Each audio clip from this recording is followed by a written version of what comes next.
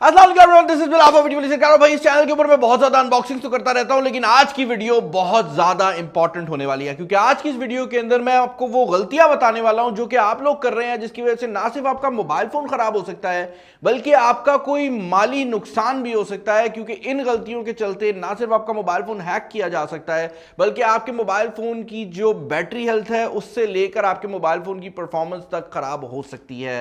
अब ये वो कुछ बेसिक गलतियां जो कि मैंने हर एक बंदे को करते देखा है और मैं सोचा कि इसको एक वीडियो के अंदर दिखा दूं ताकि दोबारा मैं किसी और बंदे को इनका शिकार होते हुए ना देखूं। सबसे बड़ी मिसकंसेप्शन जो कि मैंने खास तौर पर एंड्रॉयड यूजर्स के अंदर देखी है वो है एंटीवायरसेस का यूज।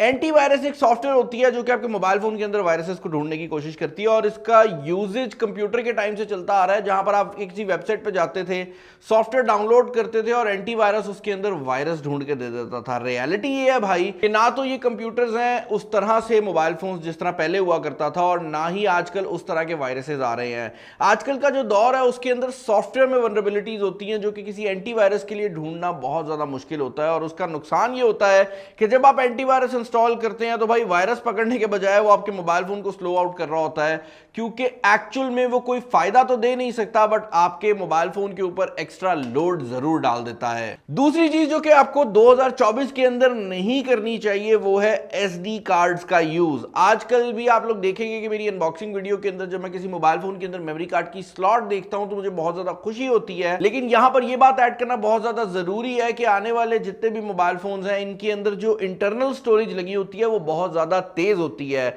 जो मेमोरी कार्ड होते हैं वो स्लो होते हैं। तो आपको देखने में तो नजर आ जाता है कि भाई मोबाइल फोन के अंदर 64 जीबी की स्टोरेज है, हम 256 जीबी का मेमोरी कार्ड डालेंगे और हमें ज्यादा स्टोरेज मिल जाएगी। स्टोरेज ज्यादा तो मिल जाएगी बट जो 256 जीबी की स्टोरेज आप मेमोरी कार्ड के थ्रू लेते हैं वो स्पीड में स्लो होती है और इसका नुकसान ये होता है कि अगर आप इस स्टोरेज को किसी सॉफ्टवेयर के लिए या किसी गेम के लिए यूज करते हैं तो ये आपके मोबाइल फोन की परफॉर्मेंस को काफी बुरी तरह से इफेक्ट करती है और आपका मोबाइल फोन ओवरऑल स्लो हो जाता है। तो कोशिश यही करें कि मेमोरी कार्ड को सिर्फ और सिर्फ डेटा स्टोर करने के लिए यूज करें। कोई वीडियोस वगैरह स्टोर करनी है तो उसके लिए मेमोरी कार्ड को यूज करें और अगर कर सकते हैं तो ऐसे मोबाइल फोन खरीदें जिनके अंदर बिल्ट इन स्टोरेज तेज हो। यही वजह है कि आजकल आपको जितने भी फ्लैगशिप फोन्स हैं उनके अंदर मेमोरी कार्ड की स्लॉट भी देखने को नहीं मिलती। अच्छा, एक और बहुत बड़ी गलती जो कि मैंने खास तौर पर एंड्रॉइड यूजर्स को करते हुए देखी है वो है हाई एम्पेयर के चार्जर का यूजेज।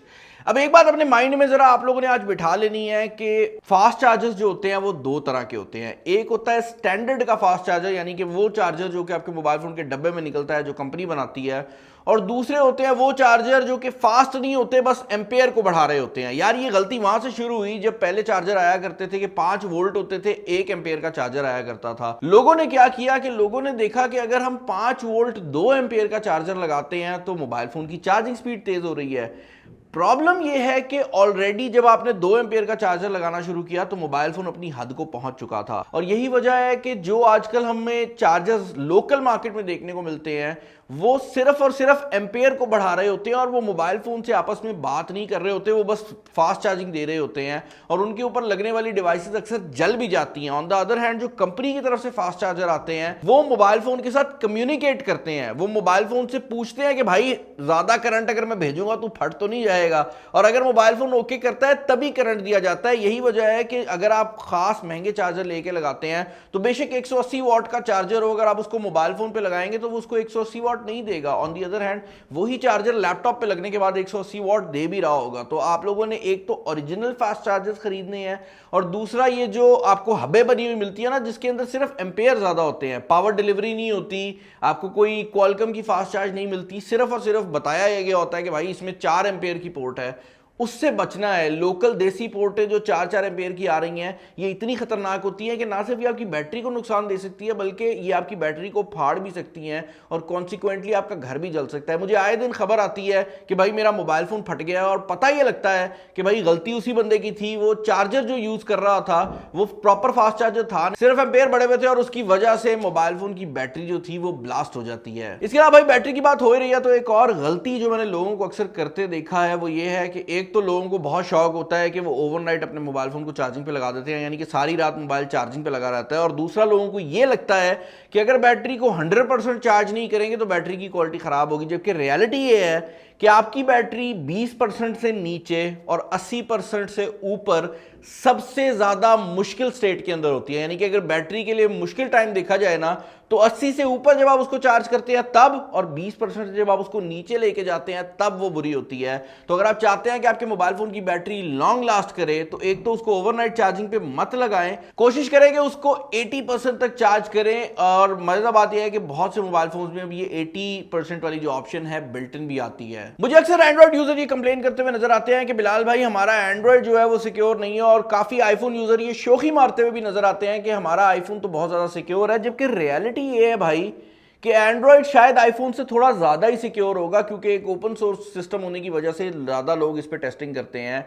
एंड्रॉइड का प्रॉब्लम यह है कि एंड्रॉइड तब तक सिक्योर है जब तक आप गूगल प्ले स्टोर से सॉफ्टवेयर को डाउनलोड कर रहे हैं। अगर आप ये सोच रहे हैं कि आप क्रैक वर्जन का कोई गेम डाउनलोड करेंगे या फिर आप जीबी व्हाट्सएप डाउनलोड करेंगे या गोल्डन व्हाट्सएप डाउनलोड करेंगे और उसके बावजूद भी आपका मोबाइल फोन सिक्योर रहेगा, तो भाई ऐसा बिल्कुल नहीं है। इनफैक्ट मैंने बहुत से लोगों को देखा है वो वैसे बड़ा सोच रहे होते हैं कि हम ये नहीं करेंगे, हम वो नहीं करेंगे, और वैसे उनने पायरेटेड सॉफ्टवेयर डाउनलोड किए होते हैं।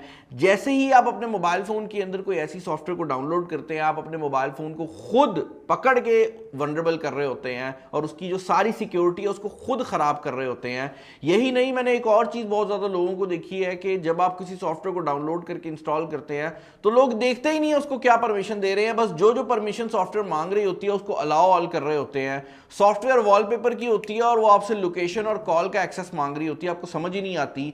आपने जब भी कोई सॉफ्टवेयर इंस्टॉल करनी है ये देखना है कि जो परमिशन वो आपसे मांग रही है वो मांग कौन सी रही है। लेट्स से अगर एक सॉफ्टवेयर है जो कि कॉलिंग के रिलेटेड कोई काम करती है और वो कॉलिंग और मैसेज की आपसे परमिशन ले रही है तो समझ आती है, बट अगर एक सॉफ्टवेयर वॉलपेपर की है तो वो आपसे कॉलिंग की फंक्शनैलिटी क्यों लेगी? या अगर एक सॉफ्टवेयर है जिसका काम ही नहीं है लोकेशन से तो वो आपसे लोकेशन की परमिशन क्यों मांग रही है? तो इस चीज को सोचा करें और हर जो परमिशन है उसको डायरेक्टली अलाउ मत किया करें। भाई वीडियो के इस पॉइंट पर मैं उस गलती की बात करने वाला हूं जो कि मेरे ख्याल से हम पाकिस्तानी, इंडियंस और बांग्लादेशियों की खानदानी गलती है। मैं बात कर रहा हूं एप्लीकेशन को क्लियर करने की। पता नहीं क्या शौक है कि मोबाइल फोन के अंदर जाएंगे, रीसेंट ऐप्स में जाके सारी एप्लीकेशंस को क्लियर कर देंगे और सोचेंगे कि इस तरह से मैंने मेमोरी खाली कर ली है। ये मसला इतना बढ़ चुका है कि कुछ छोटे ब्रांड्स जो हैं उनके अंदर मेमोरी क्लीनर की सॉफ्टवेयर बिल्ट इन आ रही है, क्योंकि वो भी आवाम को चूना लगाते हैं कि हाँ भाई मेमोरी क्लियर हो गई तो ज्यादा बेहतर है। जबकि रियलिटी ये है भाई कि जो एंड्रॉइड का सिस्टम होता है जब इसको जरूरत पड़ती है ज्यादा रैम की, ये खुद ब खुद मेमोरी को क्लियर कर देता है, आपको करने की जरूरत नहीं है।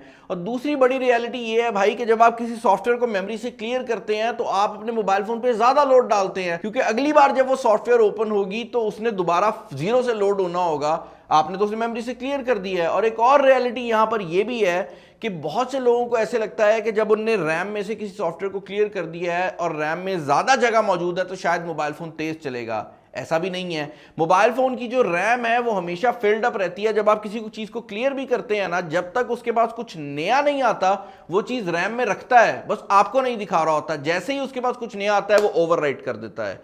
तो ये रैम कोई कमरे की तरह नहीं है कि आपने चीजें उठा के बाहर रख दी हैं। रैम में ऐसे नहीं होता। रैम इलेक्ट्रॉनिक कंपोनेंट है और इसके अंदर हमेशा चीजें ओवरराइट होती हैं। तो भाई आप लोगों ने अपनी अकल का इस्तेमाल इस चीज में नहीं करना और रीसेंट ऐप्स को खुदारा क्लियर नहीं करना, उससे आपके मोबाइल फोन की स्पीड नहीं बढ़ने वाली। एक और बहुत बड़ी गलती जो कि मैंने अक्सर लोगों को करते देखा है वो ये है कि उनको ये लगता है कि भाई हम लोग अगर कोई जीबी व्हाट्सएप इंस्टॉल करेंगे तो गलती है, लेकिन अगर हम किसी पेड गेम को फ्री तरीके से डाउनलोड कर लेते हैं तो भाई उसमें क्या गलती है। जबकि रियलिटी ये है कि अगर आप गूगल प्ले स्टोर से एक पेड गेम डाउनलोड करते हैं तो वो डायरेक्टली आपको उस बंदे से आ रही होती है जिसने उस गेम को या उस सॉफ्टवेयर को बनाया है। लेकिन जब आप उसको फ्री तरीके से डाउनलोड करते हैं तो इसको क्रैक वर्जन कहा जाता है, और क्रैक वर्जन के अंदर हैकर ने क्या चीज डाली है किसी को नहीं पता। और ये बात अपने दिमाग में रखना कि जो बंदा गेम को पूरा क्रैक करने का टाइम लगा रहा है ना, वो मुफ्त में नहीं कर रहा होगा। यहां पर हमने बहुत से केसेस देखे हैं जहां पर आप क्रैक वर्जन की गेम डाउनलोड करते हैं और वो आपके इंटरनेट को यूज करते हुए किसी न किसी टाइप की क्रिप्टो करेंसी माइन करता रहता है, और उसकी वजह से एक बार जब गेम डाउनलोड हो जाती है तो कॉन्स्टेंटली आपको लगता है भाई मोबाइल फोन स्लो हो गया है। रियलिटी ये होती है कि आपके मोबाइल फोन की सारी पावर क्रिप्टो करेंसी को माइन करने में लग रही होती है, और इसी वजह से आपके मोबाइल फोन का ना सिर्फ डेटा लीक होता है बल्कि आपके मोबाइल फोन की परफॉर्मेंस भी जीरो हो जाती है। बाकी भाई बेसिक सी गलतियां हैं जो लोग मैंने देखा करते हैं। पब्लिक वाईफाई पे जाएंगे, वीपीएन कनेक्ट नहीं करेंगे, उनको लगता है कि जब पुट्ठी वेबसाइट्स हैं, सिर्फ उसको देखने के लिए वीपीएन यूज़ करना है। जबकि वीपीएन का अगर आपने यूज़ करना ही है तो सबसे आसान चीज़ ये है कि अगर आप कहीं पर मुफ्त वाईफाई यूज़ कर रहे हैं किसी भी दुकान वगैरह पे जाके, तो वहाँ पर वीपीएन को ज़रूर कनेक्ट करें, वो आपको बहुत ज़्यादा हेल्प करने वाला है। और इसके अलावा अपने मोबाइल फ़ोन पे जब भी अपडेट आती है तो ये सोचकर उसकी अपडेट को मत रोकें कि अपडेट करूंगा तो मोबाइल फ़ोन स्लो हो जाएगा। सिक्योरिटी अपडेट्स होती हैं और अगर वो आप नहीं इंस्टॉल करेंगे तो आपका मोबाइल फ़ोन आसानी से हैक भी हो सकता है। ये वो चीज़ें थी जो कि आई थिंक आपको क्लियर हो गई होंगी। इनमें काफ़ी बेसिक चीज़ें भी थी जो कि मैं पहले सोचा कि वीडियो ना बनाऊं, लेकिन फिर मैंने कहा यार मसला ये है कि मेरे फन्ने खा बनने के चक्कर में कि भाई बेसिक चीज़ें बताऊंगा तो लोगों को ऐसा लगेगा कि बिलाल को ज़रा प्रोफेशनल चीज़ें नहीं आती, किसी का नुकसान ना हो जाए। यही वजह है कि मैंने सारी बेसिक्स बता दी हैं। इसके बावजूद भी अगर आप अपना नुकसान करवाएं ना तो भाई फिर गलती आपकी अपनी है। आई होप इस वीडियो ने सब कुछ क्लियर कर दिया होगा। चैनल पर नया, चैनल को सब्सक्राइब कर लीजिएगा, वीडियो को लाइक कर दीजिएगा, दोस्तों का शेयर कर दीजिएगा। इस वीडियो में इतना ही। This is Bilal signing off. अल्लाह हाफिज़।